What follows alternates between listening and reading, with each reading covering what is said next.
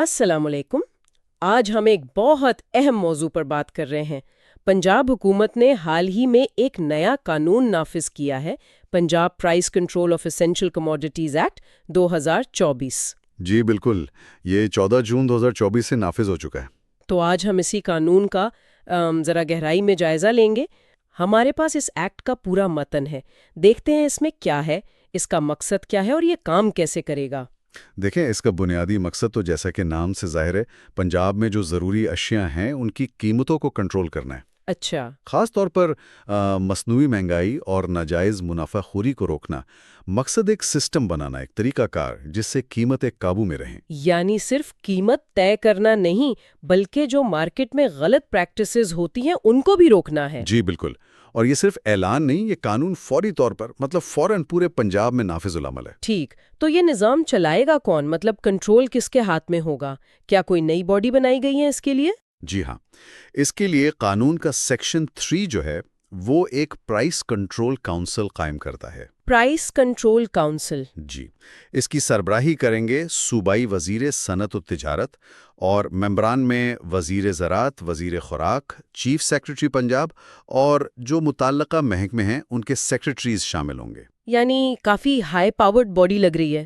بالکل، اور ایک اور بات، چیئرپرسن کو اختیار دیا گیا ہے کہ وہ ضرورت کے مطابق مزید ممبران بھی شامل کر سکتے ہیں، تو یہ لچک بھی رکھی گئی ہے۔ صحیح، تو یہ تو ہو گئی کونسل جو پالیسی سطح پر کام کرے گی، لیکن روزمرہ کی بنیاد پر عملی طور پر قیمتیں کنٹرول کرنے کے لیے اس کونسل کے پاس کیا اختیارات ہیں؟ وہ کیا کر سکتی ہے؟ اختیارات کافی وسیع ہیں۔ سیکشن 4 میں اس کی تفصیل ہے۔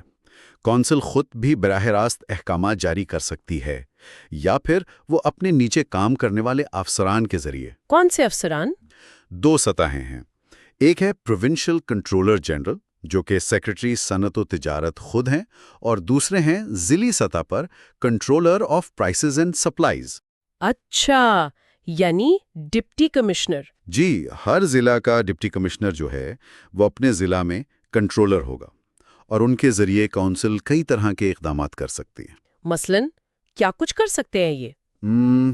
فہرست لمبی ہے، جیسے مختلف علاقوں کے لیے یا خرید و فروخت کے مختلف مراحل، ہول سیل، ریٹیل، ان کے لیے قیمتیں مقرر کرنا۔ ٹھیک ہے۔ پھر پیداوار کتنی ہو، ذخیرہ اندوزی کو کیسے روکا جائے، اس کو ریگولیٹ کرنا۔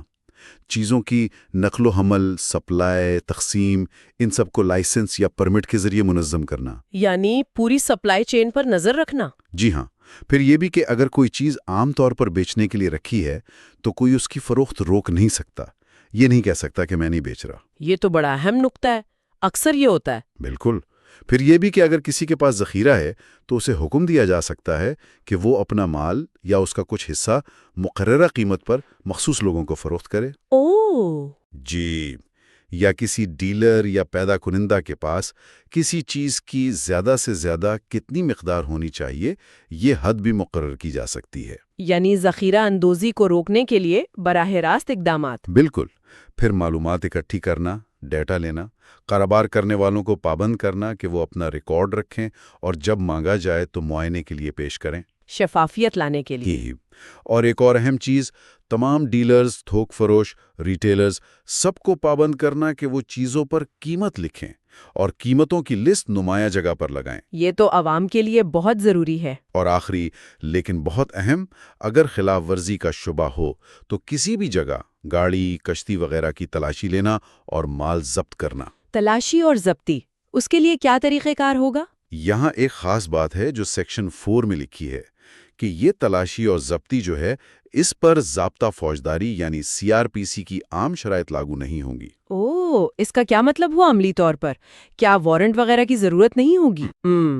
دیکھیں، اس کا مطلب یہ ہے کہ جو عام طور پر سخت قانونی طریقہ کار ہوتا ہے، شاید اس کی پابندی ضروری نہ ہو تاکہ اہلکار تیزی سے کارروائی کر سکیں۔ لیکن اس سے تو اختیارات کے غلط استعمال کا خدشہ بھی۔ جی، خدشہ تو رہتا ہے۔ اسی لیے قانون میں یہ بھی کہا گیا ہے کہ اگر کسی کی کاروباری جگہ سیل کرنی ہے یا سٹاک ضبط کرنا ہے تو پہلے اسے صفائی کا موقع دیا جائے گا، اور سیل کرنے یا ضبطی کی وجوہات تحریری طور پر ریکارڈ کی جائیں گی، تو ایک چیک رکھا گیا ہے۔ سمجھ گئی، یعنی رفتار بھی ہو اور احتساب بھی۔ اچھا، آپ نے ذکر کیا صوبائی کنٹرولر جنرل اور ضلعی کنٹرولر کا۔ ضلعی سطح پر یعنی ڈپٹی کمشنر، ان کا کیا کردار ہوگا؟ جی، سیکشن 5 یہی واضح کرتا ہے۔ ڈپٹی کمشنر اپنے ضلع میں controller of prices and supplies ہوگا۔ اسے صوبائی کنٹرولر جنرل والے اختیارات حاصل ہوں گے۔ تو وہ ضلع میں قیمتیں مقرر کریں گے؟ جی، وہ ضلع کی سطح پر قائم ڈسٹرکٹ پرائس کنٹرول کمیٹی کی مشاورت سے یہ کام کریں گے۔ وہ تاجروں سے ریکارڈ مانگ سکتے ہیں، تجارتی تنظیموں کے دفاتر میں جا کر تلاشی لے سکتے ہیں، مختلف برانڈز کی چیزوں کے لیے الگ الگ قیمتیں مقرر کر سکتے ہیں۔ اچھا، برانڈز کے حساب سے بھی؟ جی ہاں، اور وہ قیمتوں کے تعین کے لیے وفاقی یا صوبائی اداروں سے مدد بھی لے سکتے ہیں، اور ظاہر ہے وہی تلاشی، ضبطی اور سیل کرنے والے اختیارات بھی استعمال کر سکتے ہیں بغیر CRPC کی پابندیوں کے۔ تو اختیارات نچلی سطح تک منتقل کیے گئے ہیں۔ اب قیمتیں مقرر کیسے ہوں گی؟ کیا ایک بار مقرر ہو گئیں تو بس وہی چلیں گی؟ نہیں، ایسا نہیں ہے۔ سیکشن 6 کہتا ہے کہ قیمتیں کونسل کی ہدایات کے مطابق مقرر ہوں گی۔ یہ ممکن ہے کہ مختلف علاقوں کے لیے یا سپلائی چین کے مختلف مراحل کے لیے الگ الگ قیمتیں ہوں۔ اور یہ کتنے عرصے کے لیے ہوں گی؟ جب قیمت مقرر کی جائے گی تو بتایا جائے گا کہ یہ کتنے عرصے کے لیے ہے، لیکن حالات کے مطابق مثلاً لاگت بدل گئی تو تحریری وجوہات بتا کر قیمتوں پر نظر ثانی بھی ہو سکتی ہے اور مدت میں توسیع بھی کی جا سکتی ہے۔ تو یہ ایک متحرک عمل ہوگا۔ صحیح۔ اور اگر کوئی مقررہ قیمت سے زیادہ پر بیچے؟ یہ تو سب سے عام مسئلہ ہے۔ اس کے لیے سیکشن 7 بہت واضح ہے۔ کوئی بھی شخص مقررہ زیادہ سے زیادہ قیمت پر کوئی ضروری شے فروخت یا دوبارہ فروخت نہیں کر سکتا۔ اور وہ لسٹ لگانے والی بات؟ جی، وہ بھی سیکشن 7 کا حصہ ہے۔ ہر شخص کو اپنی فروخت کی جگہ پر نمایاں طور پر قیمتوں کی فہرست آویزہ کرنی ہوگی۔ ٹھیک، اب فرض کریں خلاف ورزی ہوئی، مال ضبط ہو گیا، اس مال کا کیا بنے گا؟ کیا وہ بس پڑا رہے گا؟ نہیں، اس کا بڑا عملی حل سیکشن 8 میں دیا ہے۔ جو آفیسر مال ضبط کرے گا وہ اسے موقع پر ہی قانون کے تحت جو قیمت مقرر ہے اس پر بیچ سکتا ہے۔ اوہ، موقع پر ہی؟ جی، اس سے چیز خراب ہونے سے بچ جائے گی، مارکیٹ میں بھی آ جائے گی، اور جو پیسے ملیں گے وہ ایک منافع بخش بینک اکاؤنٹ میں جمع ہوں گے۔ اور اگر بعد میں وہ شخص بری ہو جائے؟ تو رقم اسے واپس مل جائے گی، اور اگر سزا ہو جاتی ہے تو وہ رقم حکومت کے حق میں ضبط ہو جائے گی۔ یہ تو واقعی بہت پریکٹیکل طریقہ ہے۔ اچھا، اب آتے ہیں اصل بات پر، سزائیں کیسی ہیں؟ کیا یہ واقعی مؤثر ہوں گی؟ سزائیں کافی سخت ہیں۔ سیکشن 10 کے مطابق اگر کوئی پہلی بار قانون کے تحت جاری کردہ کسی حکم کی خلاف ورزی کرتا ہے تو اسے 3 سال تک قید ہو سکتی ہے۔ 3 سال؟ جی ہاں، 5 لاکھ روپے تک جرمانہ یا پھر دونوں سزائیں ہو سکتی ہیں۔ 5 لاکھ؟ یہ تو بہت زیادہ ہے۔ عام طور پر اتنے جرمانے نہیں ہوتے۔ جی، مقصد یہی لگتا ہے کہ اسے سنجیدگی سے لیا جائے، اور اگر کوئی سزا پانے کے بعد دوبارہ وہی جرم کرتا ہے تو پھر سزا مزید سخت ہے۔ اچھا، وہ کیسے؟ تب کم از کم 1 مہینے کی قید لازمی ہوگی، یا کم از کم 45,000 روپے جرمانہ، یا دونوں، اور اس کے ساتھ ساتھ اس کی کاروباری جگہ 7 دن تک کے لیے سیل بھی کی جا سکتی ہے۔ 7 دن کے لیے بند؟ یہ تو کاروبار کے لیے بڑا نقصان ہے۔ بالکل، اور ایک اور بہت اہم بات سیکشن 11 میں ہے، یہ تمام جرائم کوگنیزبل ہیں۔ کوگنیزبل مطلب پولیس بغیر وارنٹ گرفتار کر سکتی ہے؟ جی ہاں، اور نان بیلیبل بھی ہیں، یعنی ضمانت آسانی سے نہیں ملے گی۔ اوہ، تو یہ تو بہت ہی سخت ہو گیا۔ جی، یہ ظاہر کرتا ہے کہ حکومت اس قانون پر عمل درآمد کے بارے میں بہت سنجیدہ ہے۔ بالکل، پیغام تو بہت واضح ہے۔ اچھا، ایک اور صورتحال، اگر کوئی اہلکاروں کو غلط معلومات دے، جیسے اپنے سٹاک کے بارے میں جھوٹ بولے؟ اس کے لیے بھی سزا ہے۔ سیکشن 15 کہتا ہے کہ اگر کوئی جان بوجھ کر غلط بیان دیتا ہے یا کسی ریکارڈ، کتاب، اکاؤنٹ وغیرہ میں غلط اندراج کرتا ہے تو اسے بھی 3 سال تک قید یا جرمانہ یا دونوں سزائیں ہو سکتی ہیں۔ یعنی ہر طرف سے کوشش کی گئی ہے کہ قانون پر عمل ہو۔ اچھا، کیا ان فیصلوں کے خلاف اپیل کی جا سکتی ہے؟ جیسے ڈپٹی کمشنر نے کوئی حکم دیا تو کیا تاجر اسے چیلنج کر سکتا ہے؟ جی ہاں، اپیل کا حق دیا گیا ہے۔ سیکشن 12 میں اس کا طریقہ کار ہے۔ اگر کوئی تاجر، ڈیلر یا کوئی بھی متاثرہ شخص ڈپٹی کمشنر یعنی کنٹرولر کے حکم سے مطمئن نہیں ہے تو وہ 7 کام کے دنوں کے اندر متعلقہ ڈویژنل کمشنر کو اپیل کر سکتا ہے۔ اور کمشنر کا فیصلہ؟ کمشنر کا فیصلہ حتمی ہوگا، لیکن اگر حکم پروونشل کنٹرولر جنرل یا ان کے کسی مجاز افسر کا ہے تو پھر اپیل 15 کام کے دنوں میں کونسل کی بنائی ہوئی ایک اپیل کمیٹی کو کی جا سکتی ہے، اور اس کمیٹی کا فیصلہ حتمی ہوگا۔ یعنی اپیل کے 2 فورم موجود ہیں، یہ اچھی بات ہے۔ اچھا، اکثر کاروبار تو کمپنیاں چلاتی ہیں، اگر کوئی کمپنی خلاف ورزی کرے تو ذمہ دار کون ہوگا؟ جی، یہ بھی سیکشن 14 میں واضح کیا گیا ہے۔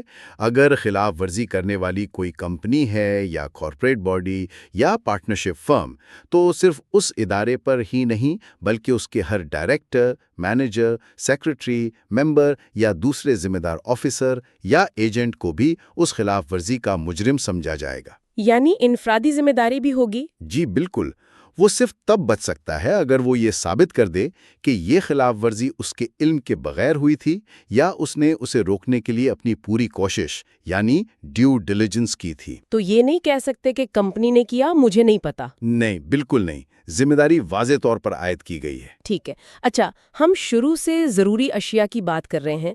اس قانون کے مطابق کون کون سی چیزیں ضروری سمجھی جاتی ہیں؟ کیا اس کی کوئی فہرست ہے؟ جی ہاں، قانون کے آخر میں ایک شیڈیول دیا گیا ہے جس میں ان اشیاء کی فہرست ہے، اور یہ کافی لمبی فہرست ہے۔ کچھ مثالیں دیں گے؟ جی، اس میں بنیادی چیزیں تو ہیں ہی، جیسے چینی، گندم، آٹا، میدا، سوجی، گڑ، دودھ، دہی، گوشت، بڑا اور چھوٹا دونوں، مرغی، انڈے، پھل، سبزیاں، دالیں؟ جی، پھل، سبزیاں، دالیں، تمام قسم کے مسالے، خوردنی تیل، گھی، چائے، نان روٹی، یہ سب شامل ہیں۔ اس کے علاوہ؟ اس کے علاوہ بھی بہت کچھ ہے، جیسے تعمیراتی سامان میں سیمنٹ، اینٹیں، پھر طبی سامان جیسے سرجیکل دستانے، فیس ماسک، سینیٹائزر۔ اچھا، یہ بھی شامل ہے؟ جی، اور ایل پی جی، آکسیجن گیس، زراعت سے متعلق چیزیں جیسے کھاد، بیج، کیڑے مار دوائیں، تقریباً 49 قسم کی اشیاء یا کیٹیگریز ہیں۔ یہ تو بہت ہی جامع فہرست ہے، زندگی کی ہر ضرورت کا احاطہ کرنے کی کوشش کی گئی ہے۔ جی، اور اہم بات یہ ہے کہ سیکشن 21 کے تحت کونسل کو یہ اختیار بھی ہے کہ وہ اس شیڈول میں وقتاً فوقتاً ترمیم کر سکتی ہے، یعنی کوئی چیز شامل یا خارج کر سکتی ہے۔ تو یہ فہرست وقت کے ساتھ بدل بھی سکتی ہے۔ ٹھیک ہے، کوئی اور اہم نکات جو رہ گئے ہوں اس قانون میں؟ ہاں، چند تکنیکی باتیں ہیں مگر اہم ہیں۔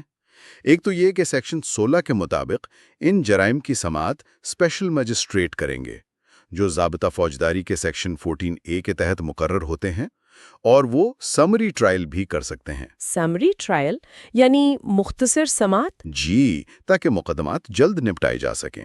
پھر سیکشن 17 میں ثبوت کا بوجھ، برڈن آف پروف، ملزم پر ڈالا گیا ہے بعض صورتوں میں، جیسے اگر الزام ہے کہ لائسنس کے بغیر کام کیا تو ملزم کو ثابت کرنا ہوگا کہ اس کے پاس لائسنس تھا۔ اچھا۔ سیکشن 18 سرکاری اہلکاروں کو تحفظ دیتا ہے کہ اگر انہوں نے نیک نیتی سے کوئی قدم اٹھایا ہے تو ان کے خلاف قانونی کارروائی نہیں ہوگی۔ اور سیکشن 22 بہت اہم ہے، وہ کہتا ہے کہ اس قانون کے احکامات اگر کسی دوسرے قانون سے متضاد بھی ہوں تب بھی نافذ العمل ہوں گے۔ یعنی یہ قانون باقی قوانین پر فوقیت رکھے گا قیمتوں کے کنٹرول کے معاملے میں؟ جی بالکل، اوور رائڈنگ ایفیکٹ ہے اس کا۔ اور آخر میں سیکشن 23 نے پچھلے آرڈیننس کو منسوخ کر دیا ہے، لیکن اس کے تحت جو کارروائیاں ہوئی تھیں وہ اسی نئے ایکٹ کے تحت سمجھی جائیں گی۔ تو خلاصہ یہ ہوا کہ پنجاب پرائس کنٹرول ایکٹ 2024 ایک بہت جامع اور بظاہر سخت قانون ہے۔ اس میں ایک پورا نظام وضع کیا گیا ہے، ایک اعلیٰ اختیاراتی کونسل ہے، صوبائی اور ضلعی سطح پر کنٹرولرز ہیں، قیمتوں کے تعین کا طریقہ ہے، خلاف ورزی پر سخت سزائیں ہیں، اپیل کا حق بھی ہے، اور ضروری اشیاء کی ایک لمبی فہرست ہے۔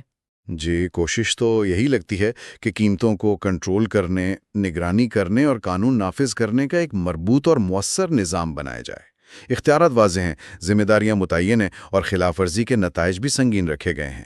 شفافیت پر بھی زور ہے، جیسے قیمتوں کا ڈسپلے وغیرہ۔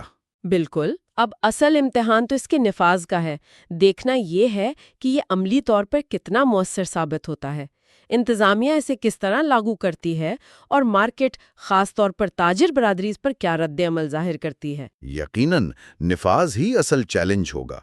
اور اس کے ساتھ ساتھ ایک بڑا سوال جو ہمیشہ اس قسم کے اقدامات کے ساتھ اٹھتا ہے وہ یہ ہے کہ مارکیٹ کی جو اپنی قوتیں ہیں، یعنی طلب اور رسد، ان کے اور اس طرح کے سخت سرکاری کنٹرول کے درمیان توازن کیسے قائم رکھا جائے گا؟ ہاں، یہ ایک اہم نکتہ ہے۔ خاص طور پر طویل مدت میں کیا اس قسم کے کنٹرول سے سپلائی میں کوئی رکاوٹ تو نہیں آئے گی، یا معیار پر کوئی سمجھوتا تو نہیں ہوگا، یہ وہ پہلو ہیں جن پر مسلسل نظر رکھنے اور غور کرنے کی ضرورت ہوگی۔ بالکل، یہ ایک ایسا سوال ہے جو شاید آنے والے وقت میں مزید واضح ہوگا۔ تو یہ تھا ہمارا آج کا جائزہ Punjab price control of essential commodities act 2024 پر۔ دیکھتے ہیں اس کے اثرات کیا ہوتے ہیں۔